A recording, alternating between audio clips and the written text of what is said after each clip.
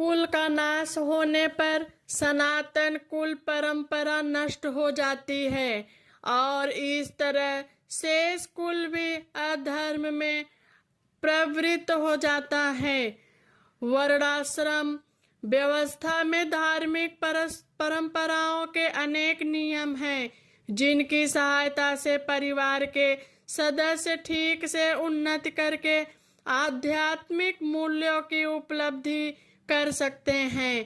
परिवार में जन्म से लेकर मृत्यु तक के सारे संस्कारों के लिए वयोवृद्ध लोग उत्तरदायी होते हैं, किंतु इन वयोवृद्धों की मृत्यु के पश्चात संस्कार संबंधी पारिवारिक परंपराएं रुक जाती है और परिवार के जो तरुण सदस्य बचे रहते हैं वे धर्ममय व्यसनों में प्रवृत्त होने से मुक्ति लाभ से वंचित रह सकते हैं।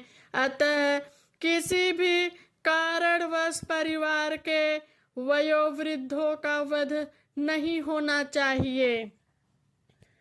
हे कृष्ण, जब कुल में अधर्म प्रमुख हो जाता है तो कुल की स्त्रियां दूषित हो जाती हैं और स्त्रीत्व के पतन से हे विष्णुवंशी अवांछित संतानें उत्पन्न होती हैं। जीवन में शांति, सुख तथा आध्यात्मिक उन्नति का मुख्य सिद्धांत मानव समाज में अच्छी सनातन का होना है। वर्णाश्रम धर्म के नियम इस प्रकार बनाए गए थे कि राज्य तथा जाति की आध्यात्मिक उन्नति के लिए समाज में अच्छी संतान उत्पन्न हो। ऐसी संतान समाज में स्त्री के सतीत्व और उसकी निष्ठा पर निर्भर करती है। जिस प्रकार बालक सरलता से कुमार्गामी बन जाते हैं, उसी प्रकार स्त्रियां भी पतनोन्मुखी होती हैं। अतः बालकों तथा स्त्रियों दोनों ही समाज के वयोवृद्धों का संरक्षण आवश्यक करती हैं। स्त्रियां विभिन्न धार्मिक प्रथाओं में संकलन कर रहने पर व्यभिचारिणी नहीं होगी।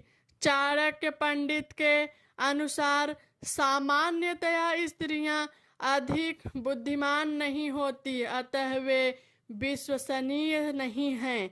इसलिए उन्हें विविध कुल परंपराओं में व्यस्त रहना चाहिए और इस तरह उनके सतीत्व तथा अनुरक्ति से ऐसी संतान जन्मेगी जो वर्णाश्रम धर्म में भाग लेने के योग्य होगी। ऐसे वर्णाश्रम धर्म के विनाश से यह स्वाभाविक है कि स्त्रियां स्वतंत्रता पूर्वक पुरुषों से मिल सकेंगी और व्यभिचार को प्रश्रय मिलेगा, जिससे अवांछित संतानें उत्पन्न होगी। निठल्ले लोग भी समाज में व्यभिचार को प्रेरित करेंगे और इस तरह अवांछित बच्चों की बाढ़ आ जाती है, जिससे मानव जाति पर युद्ध और महामारी का संकट छा जाता है। अवांछित संतानों की वृद्धि से निश्चय ही परिवार के लिए तथा पारिवारिक परंपरा को विनष्ट करने वालों के लिए नारकीय जीवन उत्पन्न होता है। ऐसे पतित कुलों के पुरखे पितर लोग गिर जाते हैं, क्योंकि उनने जल तथा पिंडदान देने की क्रियाएं समाप्त हो जाती हैं।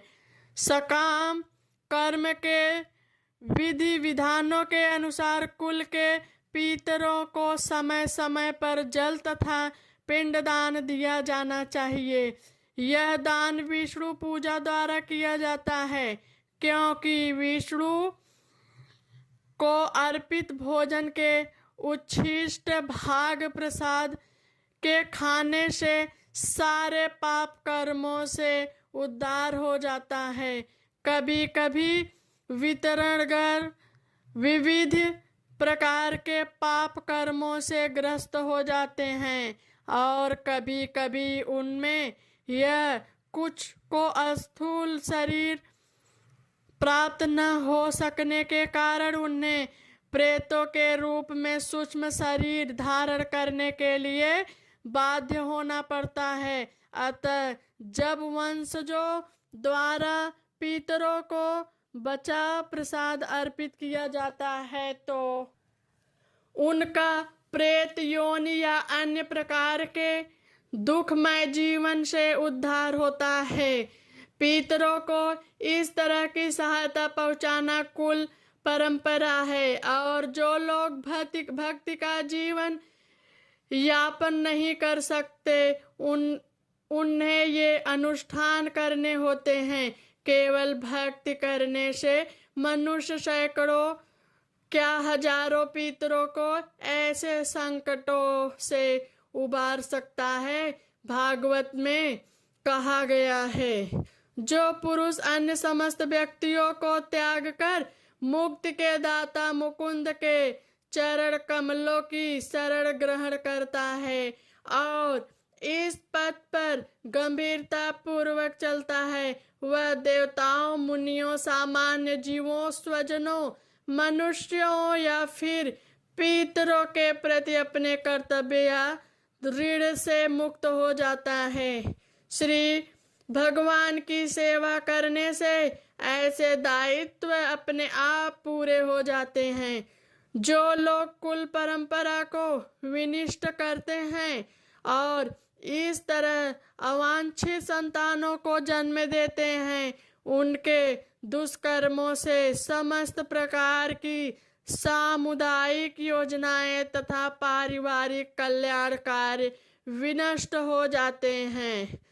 सनातन धर्म या वर्णाश्रम धर्म द्वारा निर्धारित मानव समाज के चारों वर्णों के लिए सामुदायिक योजनाएं तथा पारिवारिक कल्याण कार्य इसलिए नियोजित हैं कि मनुष्य चरम मोक्ष प्राप्त कर सके। अतः समाज के अनुत्तरदायी नायकों द्वारा सनातन धर्म परंपरा के विखंडन से उस समाज में अव्यवस्था फैलती है।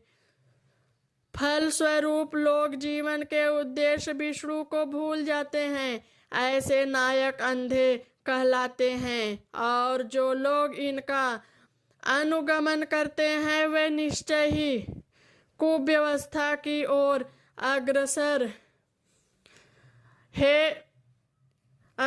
होते हैं।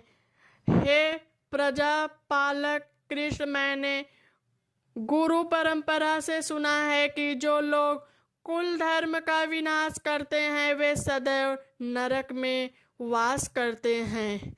अर्जुन अपने तर्कों को अपने निजी अनुभव पर न आधारित करके आचार्यों से जो सुन रहा है उस पर आधारित करता है।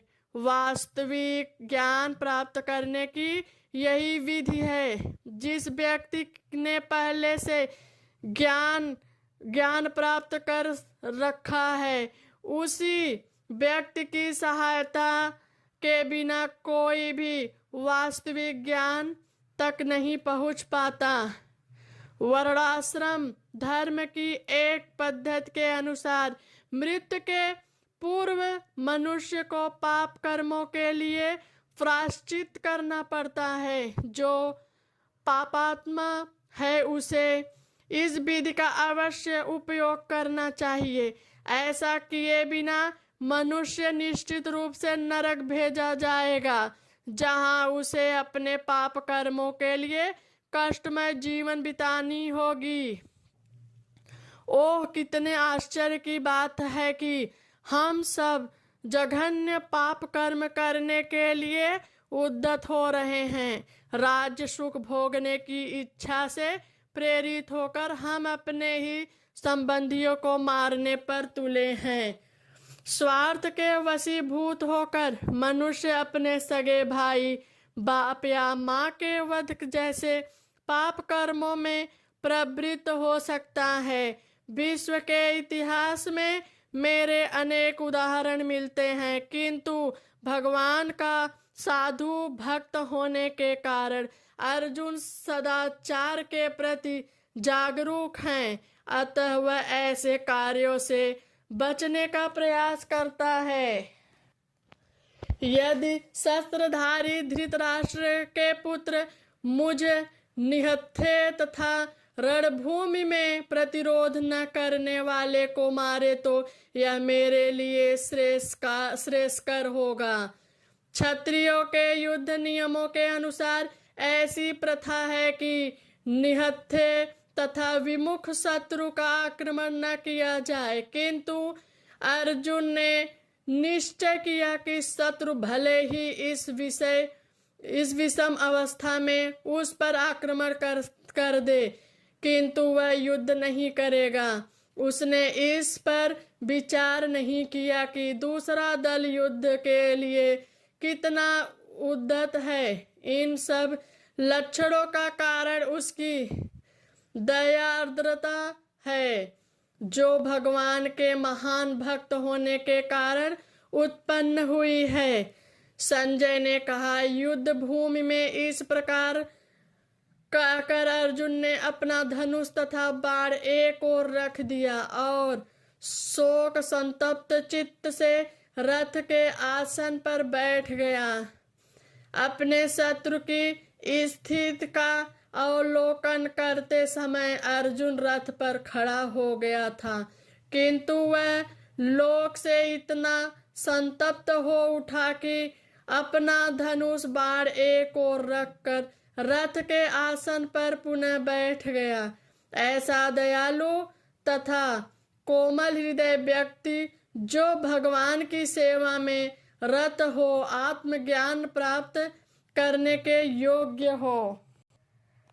इस प्रकार भागवत गीता के प्रथम अध्याय कुरुक्षेत्र के युद्ध स्थल में सैन्य निरीक्षण का भक्ति वेदांत तात्पर्य पूर्ण हुआ।